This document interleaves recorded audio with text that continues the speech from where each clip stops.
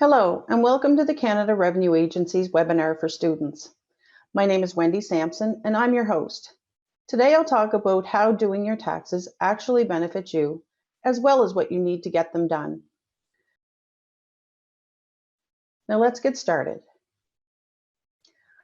I'd like to begin by acknowledging that I am presenting to you from Mi'kma'ki, the ancestral and unceded territory of the Mi'kmaq people. We recognize that everyone on the line is joining us from different places. We invite you to take a moment of silence to acknowledge the territory that you are on.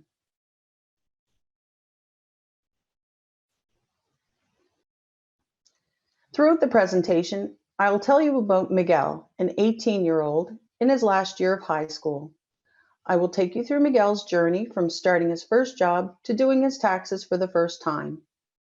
We'll talk about taxes, why we pay them, your first job, your first time doing taxes, what happens after you do your taxes, the GST/HST credit and other tax credits, online services offered by the CRA, the underground economy, and scams.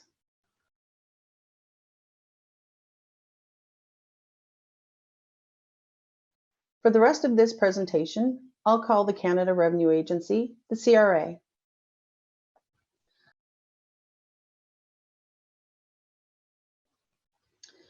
If you're like Miguel, you might find taxes a bit intimidating. After today's presentation, I hope you'll feel like there's nothing to worry about and maybe that doing your taxes has real benefits for you. There are different types of taxes. For example, property taxes are municipal, income tax is federal, and there is sales tax on purchases that is both provincial and federal. Today we'll be focusing on federal income tax. Did you know that many of the services, programs, and benefits you use are made possible through taxes?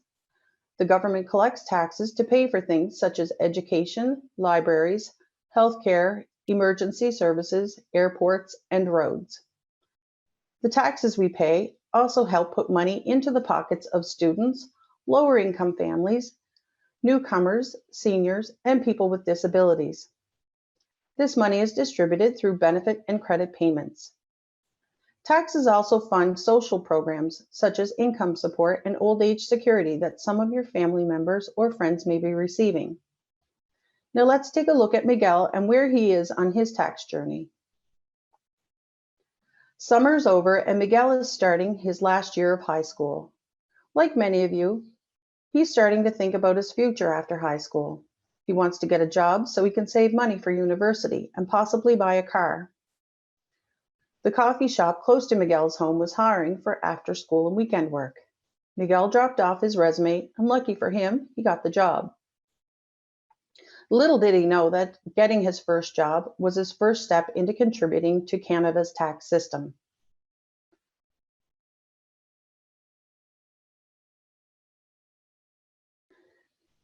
Miguel has to fill out some paperwork before he can start his new job. Some forms ask for his social insurance number, also called a SIN for short. A SIN is a 9-digit identification number you need to work in Canada and to get any benefits or services from the government. The federal organization that issues SINs is Service Canada.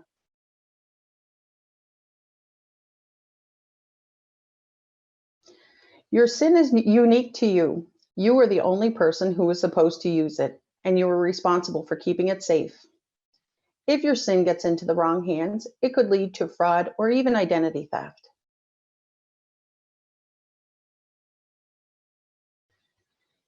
You will need to give your SIN to your employer when you start a job and to your bank when you open an account. They are responsible for protecting your personal information.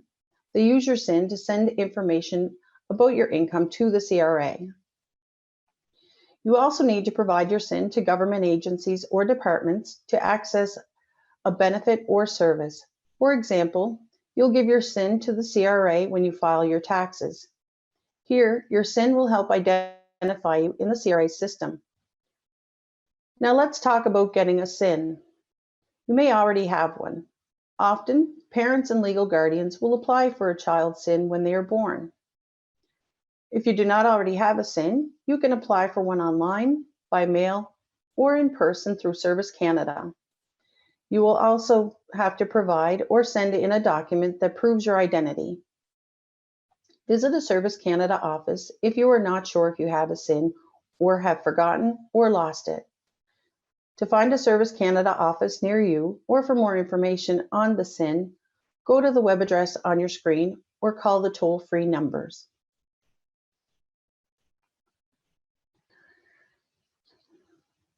The first form Miguel has to fill out for his job is the TD1 Personal Tax Credits form. Many of us fill them out when we start a new job, but don't really understand why. So let's explore what a TD1 form does. One of the most common taxes that you pay in Canada is income tax. Your employer is responsible for deducting this tax from your pay.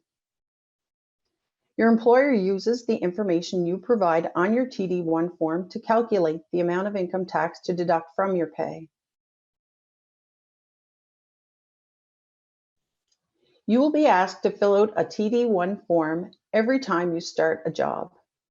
If you work for the same employer from year to year, you usually do not have to fill out a TD1 form every year. Miguel receives his first paycheck from the coffee shop. He's a little surprised that he got less money than he was expecting. Instead of getting his hourly wage for the hours he worked, he noticed that some money was taken off in the form of deductions. He's not sure what these are for. Let's check out a video that explains what you need to know about a pay stub.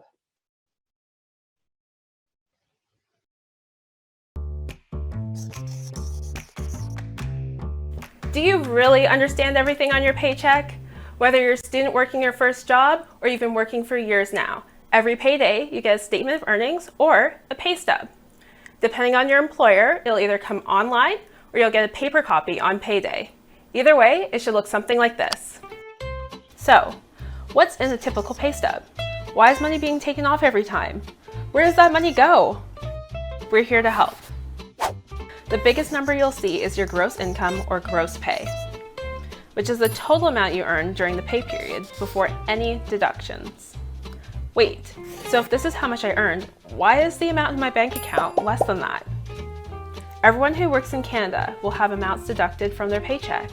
These deductions help pay for services across the country and help those who are unemployed, retired, or persons with disabilities. So once you take your gross pay and subtract all of the deductions, the amount you see in your bank account is your net pay. Now, let's walk through the deductions. The first deduction you'll most likely see is income tax. Just like paying for items at the store, your pay is also taxed. Your taxes help pay for many things in Canada, including roads, healthcare, public safety, and so much more. It's how we all contribute. Next up, EI, employment insurance. A percentage of your gross pay goes to help workers who lose their jobs and need employment insurance to help pay their bills and provide for their family until they find another job. EI may help you if you lose your job too. EI also helps people who are no longer working because they've given birth or adopted a child. The last deduction you'll see is CPP/QPP, which stands for the Canada Pension Plan or Quebec Pension Plan. This protects your future. A percentage of your pay also helps provide income for Canadians who retire, people who are unable to work because of a disability, or for spouses and families when someone dies. You will also get this when you're older. For some jobs, you may see other deductions from your gross pay, like union dues, health insurance plans, or private pension plans. Last thing, you'll also see a section called YTD, which stands for year to date, which is the total amount of all of your pay stubs from January 1st until now. I hope this helps you understand your pay and how your money helps you and the community. Don't forget to check us out on social media and go to canada.ca for more info.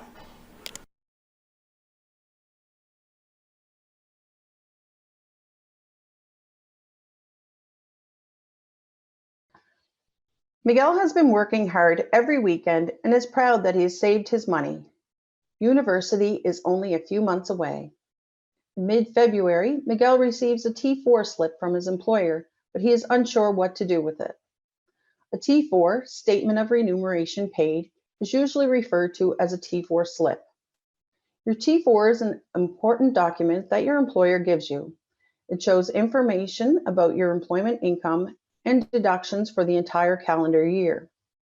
You use the information from this slip when you do your taxes.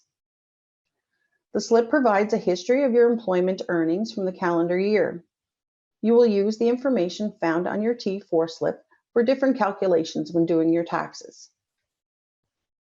Your employer has to send you a T4 slip before March 1st, following the year in which you worked for them. You may receive a digital or physical copy, but both will show the same information. If you had multiple jobs, you will receive a T4 slip from each of your employers. You must remember who you have worked for so that you do not forget to report even a small income. The employer must also send a copy of your T4 slip to the CRA. You may also receive other slips to report things like employment insurance, interest earned from a bank, and income support. Not all income will be reported on an information slip, but you are still responsible for reporting it on your tax return. Income in these categories could include tips or occasional earnings, such as payments received through a food delivery service or tutoring. It's good to track this money throughout the year. You may need to gather documents such as financial statements, invoices, or other records.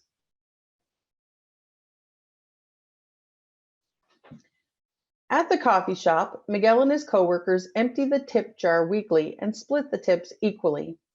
If Miguel's employer split the tips, they would be responsible for including that information on Miguel's T4 slip at the end of the tax year. However, since Miguel and his coworkers split them up, it's up to him to report his share on his tax return. Miguel will also have to report income from the occasional tutoring he does throughout the year. Miguel tracks all money he makes and will report the total he received between January 1st and December 31st on his tax return. Reporting this income also has some benefits.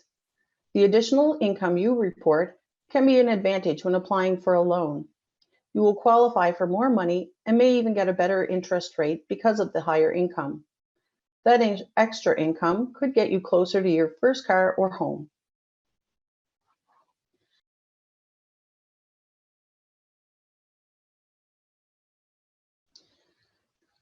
Miguel is not sure if he needs to do a tax return, and you may be asking yourself the same question. Remember, completing a tax return and reporting your income lets you calculate whether you will receive a refund of taxes you overpaid or you owe tax. In some situations, doing your taxes is mandatory. For example, if you have to pay tax or if the CRA sent you a request to do so.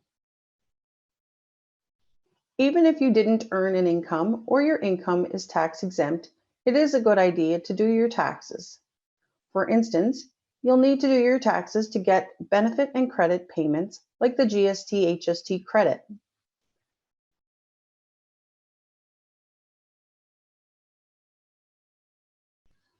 For a complete list of when you need to do your taxes, you can refer to the section Do You Have to File a Tax Return on Canada.ca website or in the General Income Tax and Benefit Guide. In looking at his T4 slip, Miguel sees that there was an income tax deducted from his pay throughout the year. He wonders if he could get any of that back. He decides to do a tax return, report all his income, and see the result. When you are ready to do your taxes, gather your social insurance number and supporting documents such as your T4 slip, receipts, and other information slips.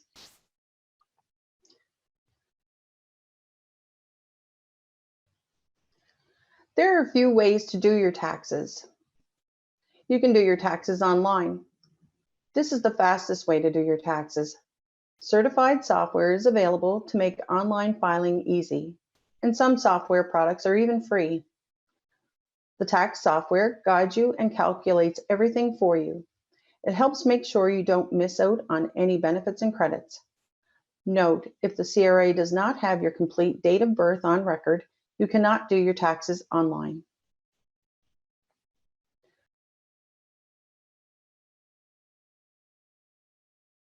Volunteers may be able to help you do your taxes for free. There are tax clinics hosted by community organizations across Canada for those with a modest income and simple tax situation. For more information, go to canada.ca/get-tax-help. You can also get help from a family member, a friend, or a tax preparer. Or you can download a tax package, fill out the paper forms, and mail them to the CRA.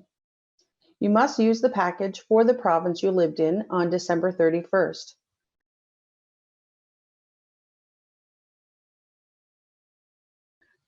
To get a tax package, go to canada.ca/taxes-general-package or call the CRA at 1-855-330-3305.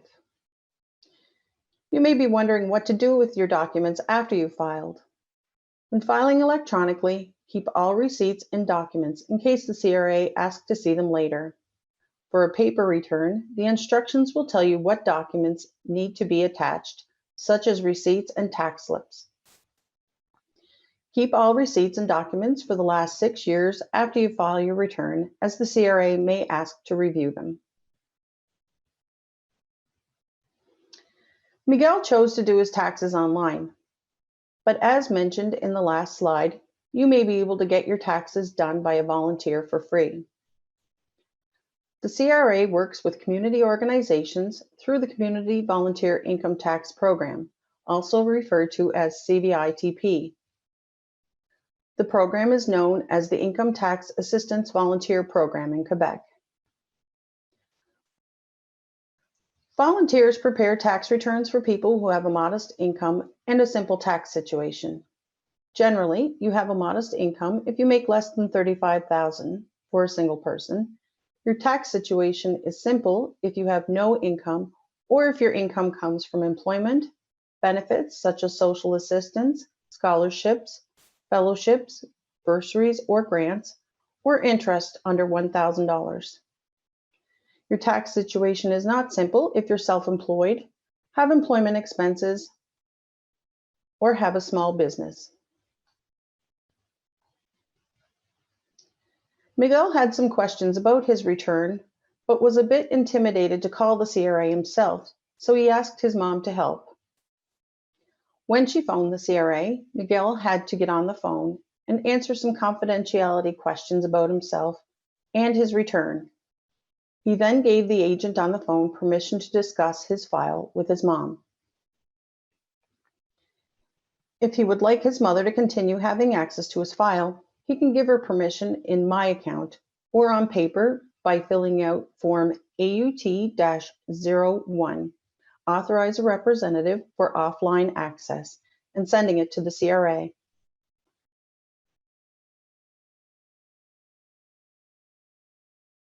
Taxpayer information is confidential.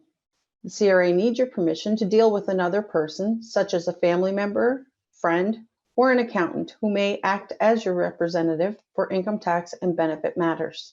So choose someone you can trust. You don't need to authorize a representative if that person is only doing your taxes. Miguel has done his taxes, so now what? First, he will receive a notice of assessment in the mail or online in My Account if he registered for this service. A notice of assessment is an evaluation of your tax return the CRA sends you every year after you file.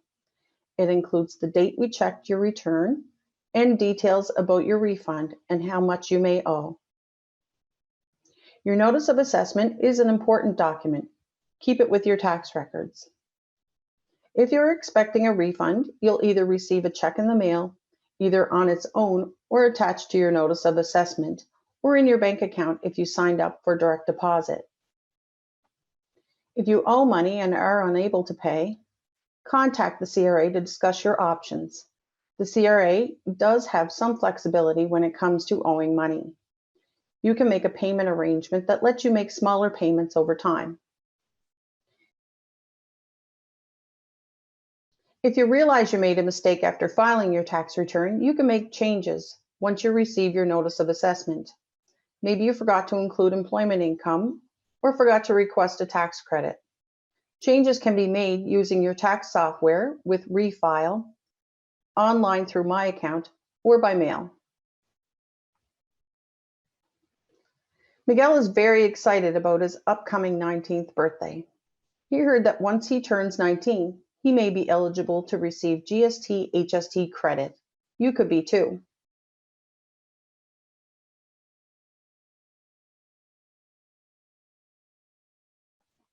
The Goods and Services Tax Harmonized Sales Tax Credit, more commonly known as the GST/HST credit, is a tax-free payment for people with a low and modest income. It helps offset some of the tax they pay on goods and services. To get it, all you have to do is do your taxes every year, even if you have no income to report. The CRA will confirm your eligibility and how much you will get when you do your taxes. If you are eligible, you could start receiving up to $114 4 times a year. You could also be eligible for any related provincial or territorial tax credits. And if you sign up for direct deposit, you'll get your money the day it is issued. No waiting for a check in the mail. That's cash in your pocket, or better yet, in your savings account.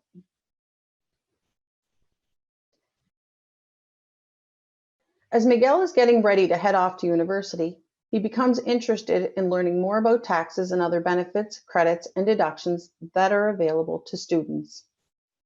There are 2 different types of tax credits available: refundable and non-refundable. Refundable tax credits are credits that can be paid to you if you're eligible and can result in a refund. Or they are paid in a series of payments throughout the year to assist with living expenses. Non-refundable tax credits can help reduce or eliminate the tax you may have to pay. They cannot create a refund. So if you owe $600 in taxes and are entitled to $500 in non-refundable tax credits, the credit will reduce what you owe to $100. In the same scenario, if you owe $200 instead of the $600, the $500 non-refundable tax credit will reduce the taxes you owe to 0, but you will not receive a refund of the $300 difference. There are many tax deductions and tax credits available when you do your taxes. Some are specific to students, such as the tuition tax credit. The tuition tax credit is a non-refundable tax credit that allows students to reduce the income tax they may have to pay. If you don't need this tax credit to reduce your income tax to 0, you may be able to transfer it to an eligible family member or keep it to use in a future year. Other non-refundable tax credits that are available include interest paid on your student loan and the Canada employment amount. You could also claim moving expenses if you move to go to school as a full-time student and your move was at least 40 kilometers closer to your school. Go to the web address on your screen to view all deductions, credits, and expenses you may be able to claim to reduce the amount of tax you need to pay.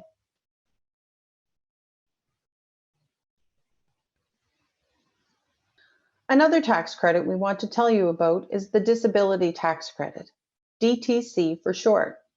The DTC is a non-refundable tax credit that helps persons with disabilities or their supporting family members reduce the amount of income tax they may have to pay. If you're eligible for the DTC, you or a supporting family member can claim up to $8,576 on your tax return. For those under 18 years of age, you can also claim a supplement up to $5,003. Being eligible for the disability tax credit can open the door to other federal, provincial, and territorial programs such as the Registered Disability Savings Plan, the Disability Supplement of the Canada Workers Benefit. And on top of that, you may also qualify for provincial or territorial credits and benefits. If you want to get an estimate of the payment amount you could get, go to the web address on your screen. This tool calculates any federal and provincial or territorial payments you may be eligible for.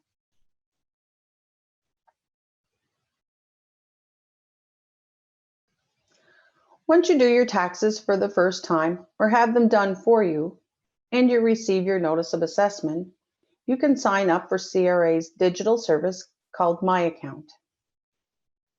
My Account is a secure portal that lets you view your personal income tax and benefit information and manage your individual tax affairs online.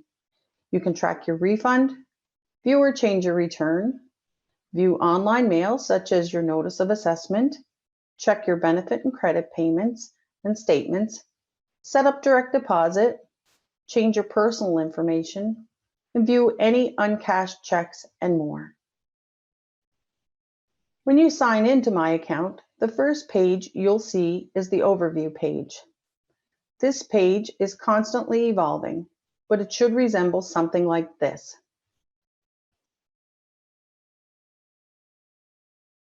My Account is for you if you really don't want to talk to us, but I promise we are all as friendly as I am right now. If you've already done your taxes for the current year or the previous one and it has been assessed, you can sign up for My Account. For more information or to sign up, go to the web address on your screen. There are many digital services available through the CRA. Here are a few that I would like to tell you about. Autofill My Return is a secure CRA service that automatically fills in parts of your return, making it easier to do your taxes and helping prevent mistakes.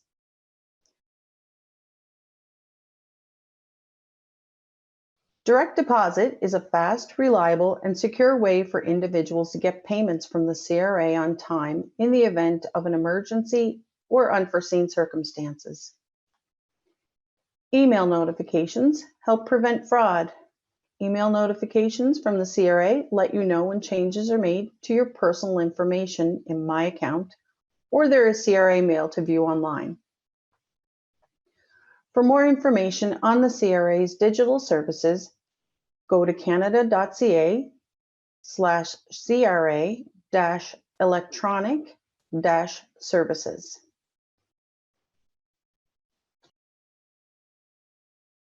At work, Miguel has heard a lot about working under the table.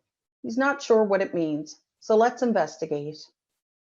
Moonlighting, working for cash, and working under the table are all terms used to describe the underground economy. These terms mean not reporting income for income tax and GST, HST purposes. It sometimes and can include not reported or underreported income from tips and gratuities, employment, money earned from renting out a room of your home and ride sharing, gift cards received for work done, cash payments for goods or services, exchange of goods or services for other goods or services, bartering without using money. Generally, income you earn is taxable and you have to report it on your tax return. This is true even when you don't receive a T4 slip and when the activity is not your main source of income. If you don't report all of your income and your return is selected for an audit, you may have to pay the income tax you didn't pay, plus interest and penalties.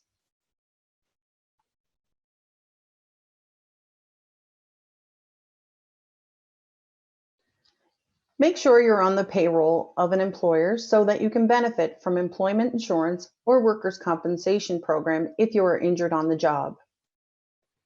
Always get a written contract or receipt when you buy goods or services. If you don't get a receipt to prove you purchased something, such as a new laptop, you're not going to be protected if something goes wrong and you want a refund. Instead, you'll lose your money. It's important to know that evading taxes is illegal and can result in severe consequences, such as penalties, fines, and criminal convictions. A few dollars of unreported income may not seem like a big deal, but collectively, they amount to billions of dollars lost that are needed to fund public services in your area. So be a part of the solution. Know how to recognize and avoid the underground economy. We invite you to try out our new online interactive tool called Learn About Your Taxes. In the coming weeks, go to the address on your screen to dive in and check it out. This online self-directed tool takes you through starting your first job, figuring out your paycheck, and completing a basic tax return. It has resources such as a video, common tax terms, and links to websites where you can learn more. And there are lesson plans for teachers and facilitators.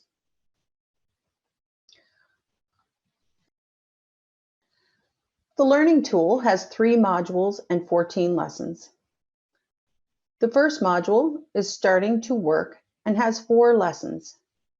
They cover why you need a SIN, when to fill out a TD1, and what's on your pay stub and T4 slip. Throughout the lessons, you'll find definitions, examples, and quizzes to put your knowledge to the test. More topics will be added, including content on the Canadian tax system, the purpose of taxes, what you should know after doing your taxes, and more on benefits and credits. Be sure to check back. Now I'll give you an overview of what to expect if the CRA contacts you, along with some tips to help you be scam smart by understanding and recognizing the different types of scams. You may think that you received a text message or an email from the CRA, but did you really? There may be times when the CRA will notify you by email when a new message or a document, such as a notice of assessment or reassessment, is available to view in secure CRA portals such as My Account, My Business Account, or Represent a Client. Or you may have subscribed to receive an email notification about an upcoming benefit payment.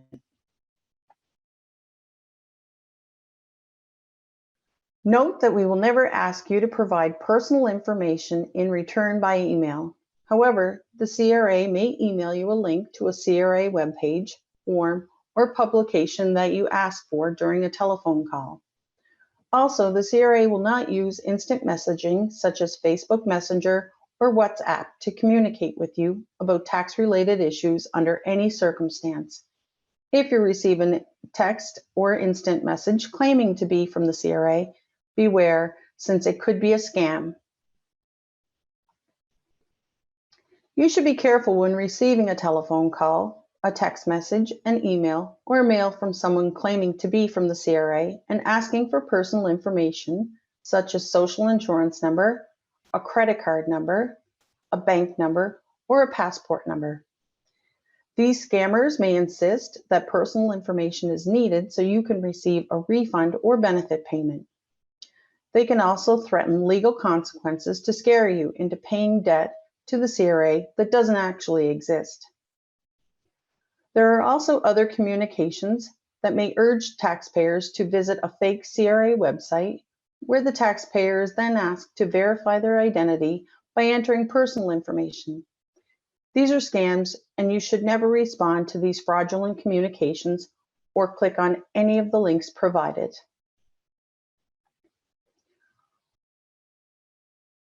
When in doubt, check if you have mail or any amount owing in My Account. If you don't, then make sure you delete what you received. Never click on a link before you are sure it comes from the CRA. You can also contact the CRA and visit canada.ca/b-scam-smart to learn more.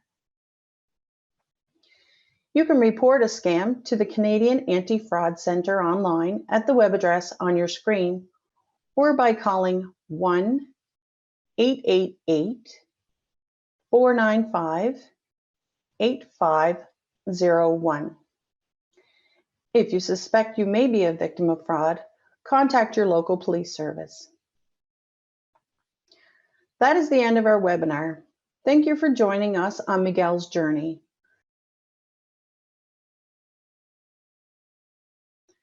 Thank you for listening and enjoy your day.